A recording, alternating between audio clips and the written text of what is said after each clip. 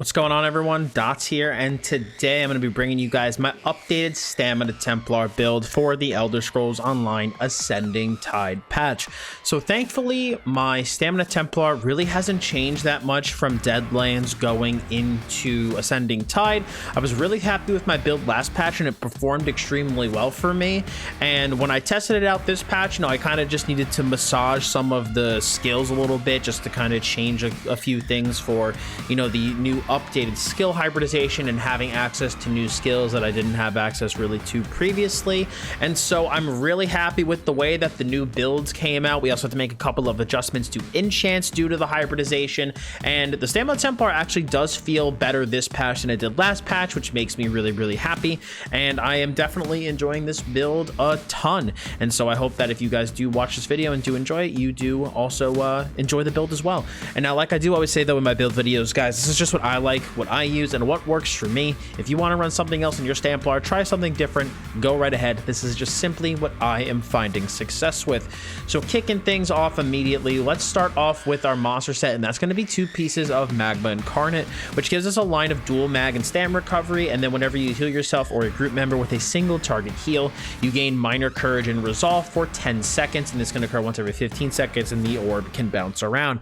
Magma Incarnate has just become one of my favorite monster sets in the game, just because for PvP it is extremely good, giving you a bit of recovery, tankiness, and damage with really solid uptime. There's really not much more you could want from a monster set, and especially in a build like this where I use quite a bit of magicka abilities, getting that extra line of mag recovery off of the one piece is extremely helpful for being able to sustain the amount of magicka abilities that I have. As you can see, we have 1,000 magicka recovery even on this Stamina Templar build, which allows us to be able to really use those magicka abilities more frequently than if our recovery was lower.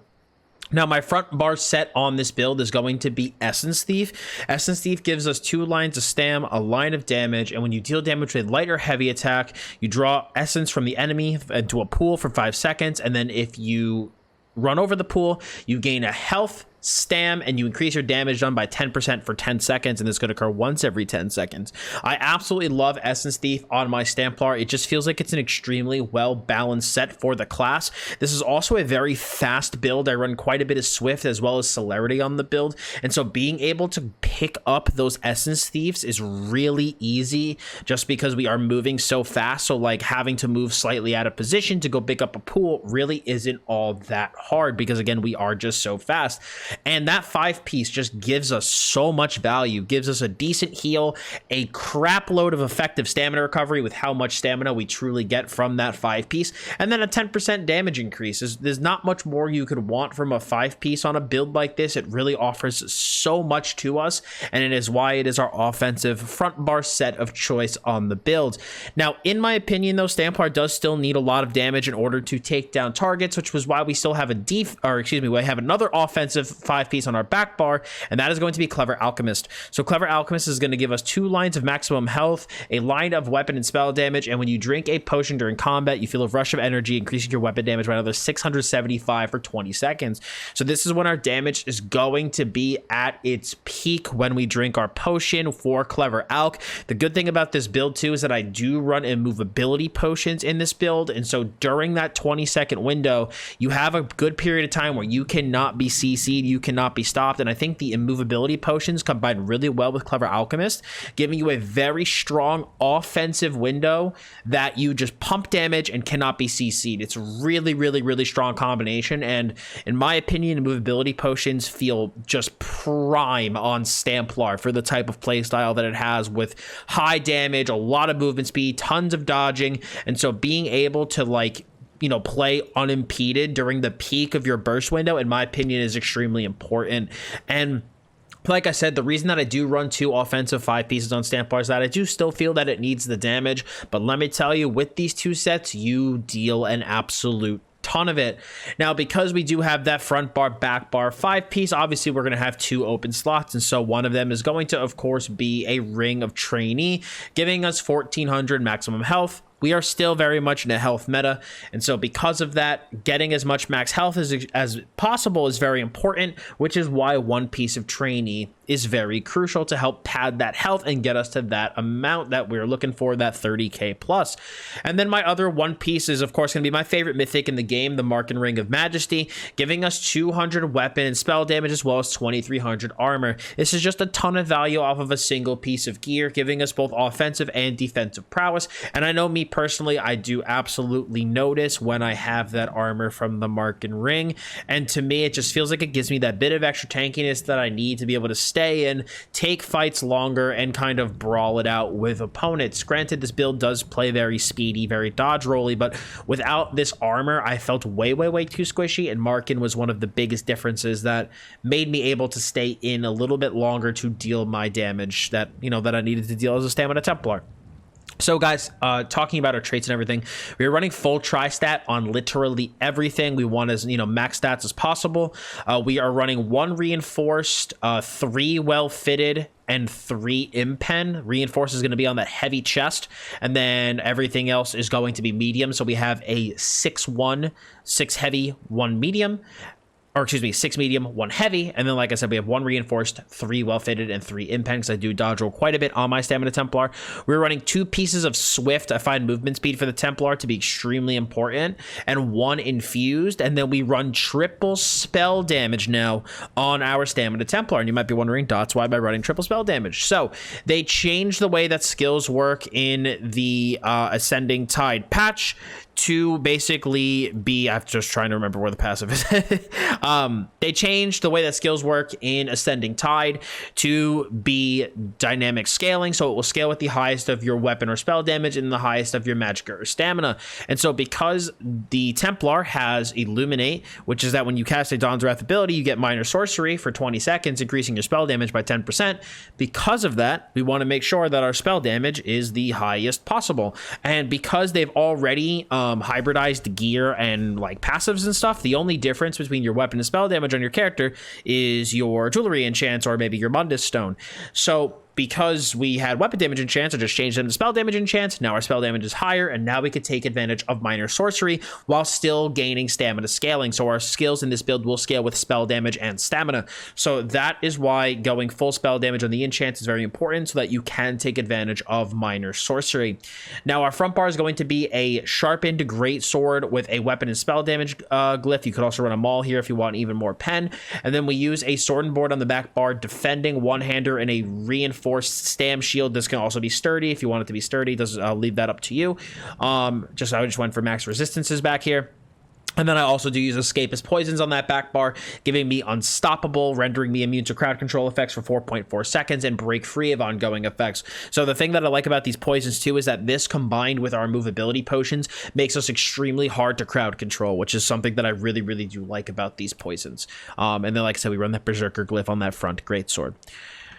Now, guys, moving into our skills, we are going to be running a Biting Jab still as our jabs of choice. So this is just going to deal physical damage to the closest enemy and then physical damage to all other enemies during the channel in an area. Each strike reduces the movement speed of the closest enemy by 40% for 1 second. And this now gives us major brutality instead of major savagery, as well as, you know, major sorcery. The change for that kind of, was whatever for my build, but I didn't really change. Like, I still run Camo Hunter and Rally on the front bar, so this didn't really bother me all that much, because it's like my effective buffs didn't really change all of that much. This is just essentially our jabs of choice, because it costs stamina, and my stamina recovery is higher than my mag recovery, and so I'd rather just have jabs come out of my stam pool. So we use Biting Jabs for that reason. Like I said, the change for my build to change it from savagery to sorcery didn't really affect me all that much, and we'll get into that as we talk about the rest of our skills, but jabs, like I said, is still going to be our spammable of choice. We use Purifying Light now instead of Power of the Light, and the reason that we do that is because our build does have the higher spell damage because of Illuminate, and Purifying Light and Power of the Light do not dynamically scale still. So Purifying Light is going to be based off of spell damage, while Power of the Light is going to be based off of weapon damage. And so for that reason, we do use Purifying Light since our spell damage is the highest. So this is going to deal magic damage and copy all damage that our opponent takes on them for 6 seconds, and then release a 50% of it as additional magic damage. And when this effect ends, we are now healed for an amount every 2 seconds for 6 seconds. So this is going to be our big burst, and essentially kind of what is my execute on the build. You know, we're going to be putting the Purifying Light onto people, crescent sweep, jabs, jabs, jabs. The Purifying Light's going to pop, and so is our opponents. Now, if you are worried about losing the pen that was on Power of the Light, like I said, you can change that Great Sword to a Maul for more pen. That is definitely something you can do, but I do think that Purifying Light is going to be the better of the two options, just because we do have that higher spell damage now, so we want Purifying Light to scale with that max damage stat. We now have Binding Javelin. Binding Javelin is amazing. It cannot be blocked now, and it still ignores enemy resistances, and it is going to be our CC of choice to knock people down for 4 seconds. Very, very, very strong CC now. Definitely a lot better than it was. It's like the Templar version of Fossilize, and so because of that, we absolutely want to run it on this build. I do run Camo Hunter. I find Camo Hunter to be very, very, very useful for the Stamina Templar for many reasons, especially now that we don't have Savagery coming off of jabs. Camo Hunter is an amazing way to actually get Savagery. On top of that, we can also gain Minor Berserk, which is going to give us a % damage increase when we hit enemies from a flank, and because this build is so incredibly fast, that is very easy to do. On top of that, we also get passive weapon damage from the Fighters Guild's passive simply for having this slotted, and this also gives us an easy answer to Nightblades, exposing them and not allowing them to return to stealth for 4 seconds. And plus, between that and jabs being direct damage and AoE, Nightblades are going to have a very tough time being able to escape us. So for that reason, I really do like Camo Hunter on the front bar. I still do use Rally as my burst heal of choice. I definitely got asked about this quite a lot when I was testing the build on stream, because like, yeah, you know, Major Brutality is now, and Sorcery is now coming from jab, so like that's why you're using Rally. Like, you could use something else. But for me, with the way that I have my skill set up, I didn't have enough like Magicka and Magicka Sustain to maybe run something like Honor the Dead, but also something that I think people are forgetting with Rally that in my opinion is kind of important is the Minor Endurance. This build now has Major and Minor Endurance in it, or it has had it, but now it will still have Major and Minor Endurance. And if you drop Rally for something else, you do lose the Minor Endurance, which is definitely quite a bit of stamina recovery. And so for that reason, I still do like to maintain Rally on this build. Rally also does still heal me for quite a bit, healing you when Rally ends based on how long it's been active. So I still do like it as my main burst heal on the build, as well as providing Minor Endurance to me. So that is personally still why I use it. Our ultimate on the front bar is going to be Crescent Sweep. This is going to be our burst ult of choice, dealing damage and then additional damage every 2 seconds for 6 seconds. This is cheap, combos really well with our Purifying Light, and just it hits really, really hard. It can also proc Burning Light from the Aedric Spear passive. So very, very good ultimate. Definitely better than Dawnbreaker in my opinion, especially because it can proc Burning Light. So when you deal damage with an Aedric Spear ability 4 times in rapid succession, you deal extra magic damage to your target. Very, very, very important passive for the Templar. It's where a lot of our damage comes from. And so Crescent Sweep being cheap, already dealing good damage, and then being able to proc that passive is what makes it so good. Now our back bar, our new skill that we're going to have on the build is going to be Living Dark. So you get to envelop yourself in a lightless spear for 6 seconds to protect yourself. And anytime you take direct damage, the sphere lashes back at the attacker, reducing their movement speed by 40% for 3 seconds and healing us for 2,500 health. This can occur once every half second, and it scales off of your weapon or spell damage or max health, whichever results in a stronger heal. So now that Living Dark has well, I guess technically now that we can use spell damage and Living Dark now has hybrid scaling, it's, you know, we use spell damage, and so now it still scales the spell damage like it did, but now we can actually use it on the Stamplar. So this is just a gross amount of healing. This is going to be where a lot of our magicka is going. It's why I don't run Honor of the Dead, because I have 3 pretty I have 2 very expensive magicka abilities, plus I still do have Purifying Light, and I want to make sure I am able to cast that. And Living Dark costs a lot, 4,200 magicka, but it is absolutely worth it. The heal from this ability is absolutely gross. It just is so much incoming healing to your character, and like last patch when I played my Stamplar, I had to play like a little scared a lot. Like literally you make one little mistake and you just get exploded. You just get blown up. But with Living Dark now, we are able to stay in fights for so much longer because we just have a ludicrous amount of healing coming in from Living Dark. So this is going to be such an important skill to have on our bars and is going to be one of the newest heals we now have on the builds. We still also do run Extended Ritual. This is going to be another hot for us, as well as a Purge, and then any allies that we have around us can activate the Purify synergy, cleansing themselves and then healing themselves for some health as well. So this is going to be another one of our primary magicka dumps, and as you can see, this is 4700 mag, this is 4200 mag. So these two skills are quite expensive, but between, you know, those two and Purifying Light, we're able to maintain those three relatively easily with our 1000 magicka recovery as well as our 15k magicka pool. And so that's another reason that I didn't want to add you know, like Honor the Dead or something, is because my mag sustain right now does feel good and I don't want to kill it by adding like a very expensive burst heal, which is another 4500 mag, when for me Rally does feel like it has been doing the job. So, you know, Extended Ritual going to be one of our 3 magicka costing skills, a cleanse and a heal for us. We still have Vigor as our one of our other hots on the build. Is going to be a stamina hot for us. Combines really well with the other heals in the build, which is another thing that we did gain off of Purifying Light was a heal. So we have a heal here, a heal here, a heal here, a heal here, and now also a heal here, which is something that Stamplar has been lacking, which has been, in my opinion, healing throughput and healing power. But now with the new heals coming from Living Dark and Purifying Light, Vigor just feels like it kind of pads that well and rounds it out instead of being like, you know, we have to try to rely on this while we run around and pray that it heals us for enough. So Vigor, cost stam, heals us over time, very solid heal still on the Stamina Templar.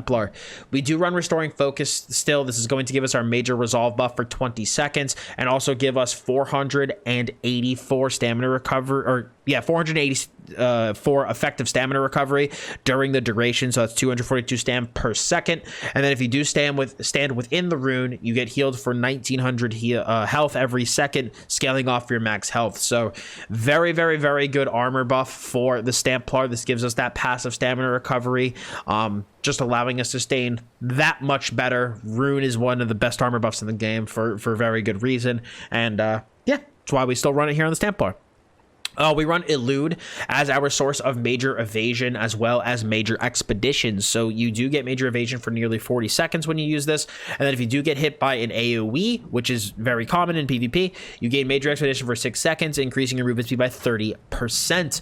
Now, this is going to be our movement skill on the build. We do not run a dedicated snare and root immunity because I do have Purge. If you are worried about having that dedicated snare and root immunity, I would change this to Shuffle. You could potentially change this to Race Against Time, which is what I did run last patch, but with me now running Living Dark, running Rat might put a little bit too much strain on your magicka pool, and I personally do find it fine to have Elude plus Purge, especially because you have Elude, you have Swift, you have Celerity, you already do move extremely fast, and so I don't feel like I need that dedicated snare and root immunity just because of how fast my character already is. But Elude, great damage mitigation because of major evasion, as well as making us extremely fast. We also do have Spell Wall as our defensive ultimate of choice because we do run that back bar SMB. I love having a defensive ultimate on my Stamina Templar.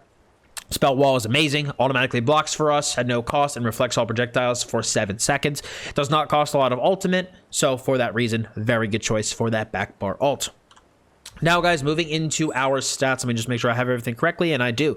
We have 15.1k maximum magicka with 31.7k max health with about 26.7k stamina on the front bar and 27.6k on the back bar. We have 1000 magicka recovery, 1624 stamina recovery with 4600 unbuffed spell damage. That's before Clever Alchemist, that's before all of our buffs, that's before, you know, major and minor sorcery, Essence Thief. This build pumps a lot of damage. So as you can see, our spell damage is going to be quite high there. We only have 4k pen. That's definitely going to be one of the weaker points of the build, but like I said, if you are a little bit worried about the penetration, feel free to switch that greatsword to a maul and you will have more pen. You have 16.2k physical and spell resist on the front bar, going up to nearly 20k on the back bar with 2400 critical resistance. We do run the Serpent Mundus for increased stamina recovery. Vampire Stage 3, very necessary in the build, in my opinion. This is going to give us access to Undeath, which is going to reduce our damage taken by up to 30% based on our missing health, greatly increasing our tankiness. So Undeath is very, very, very good for the Stamplar. And then we do run the Jewels of Misrule buff food, which is going to give us an increase to our maximum health, as well as stamina and magicka recovery, something we desperately need for that Stamina Templar to be able to maintain the magicka abilities that we do have in the build.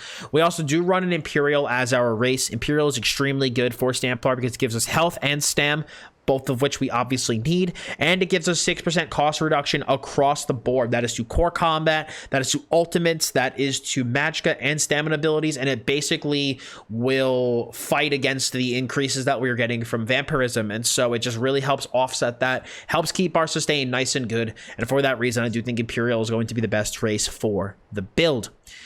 Now, guys, moving into potions, actually, before we get into champion points. Potions, we have Essence of Immovability, so that it is become immune to knockback and disabling effects for 10 seconds, restoring 8,500 health and major fortitude. Fortitude's useless. And then it restores stamina and gives us major endurance. These potions are absolutely amazing. I think Immovability potions are just the best for Stamina Templar. Magic recovery in the build already feels good enough that I do not feel a need for major intellect, so that is why we run these potions. And they also do combine extremely well with Clever Alchemist, like I did mention earlier. Now, guys, moving into our champion points, we have Master at Arms for direct damage done. This is where all of our damage is direct damage for the most part, so Master at Arms is going to give us the biggest boost to that. We run Biting Aura for an increase of AoE damage. This is going to apply primarily to Jabs and Crescent, which is going to stack up our Purifying Light nice and good, so that is why we use this. Our defensive CP, we run Resilience for increased critical resistance. In my opinion, burst damage right now is it's extremely high in the game, and then for the Stamplar, I found myself that in PvP, I never really got whittled down. I would just get exploded. I would just pop like a balloon. And so because of that, Resilience has felt more impactful to me than going into Duelist Rebuff, specifically on the Stamina Templar. So that is why we do run this here as one of our 2 defensive CP. And then Ironclad is going to be the other one, reducing our direct damage taken. Now, going into our red CP, guys, we have, of course, Boundless Vitality health meta, so this does give us 1,400 maximum health. We run Relentlessness for major protection when we are CC'd for 3 seconds, sustained by suffering for another 150 health, magicka, and stamina recovery when under a negative effect.